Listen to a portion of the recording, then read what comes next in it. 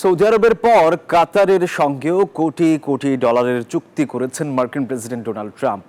একই লক্ষ্য নিয়ে যাচ্ছেন আমিরাত সফরেও। এদিকে যুক্তরাষ্ট্র ইরানের সঙ্গে পরমাণু চুক্তির খুব কাছাকাছি পৌঁছে গেছে বলে জানিয়েছেন ট্রাম্প। মার্কিন শর্তাবলীতে তেহরান রাজি বলেও দাবি করেন তিনি।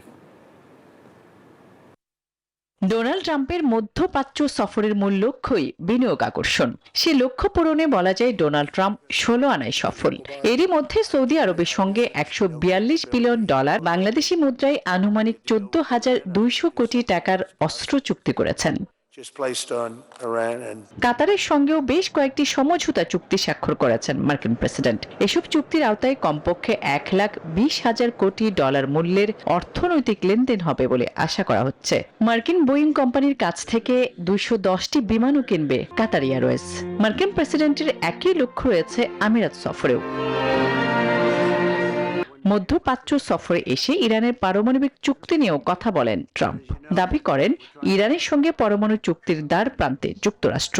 কাতারের দোহায় এক বৈঠকে তিনি আরও জানান, এই চুক্তিতে সব শর্তেই মোটামুটি রাজি তেহরান। আমরা ইরানে পারমাণবিক বান্ডেল থাকলে প্রতি সেনমানিতে টাকা বাঁচবে। বিকাশ সেনমানি বান্ডেল কিনে জিতুন প্রতি লেনদেনে। চুক্তির নিকটে পৌঁছে গেছি, যেটা করতে যুক্তরাষ্ট্রের কঠোর পদক্ষেপ নিতে হবে না। আমি চাই তেহরান সফল হোক, ইরান শেষ পর্যন্ত একটি মহান দেশ হয়ে উঠুক।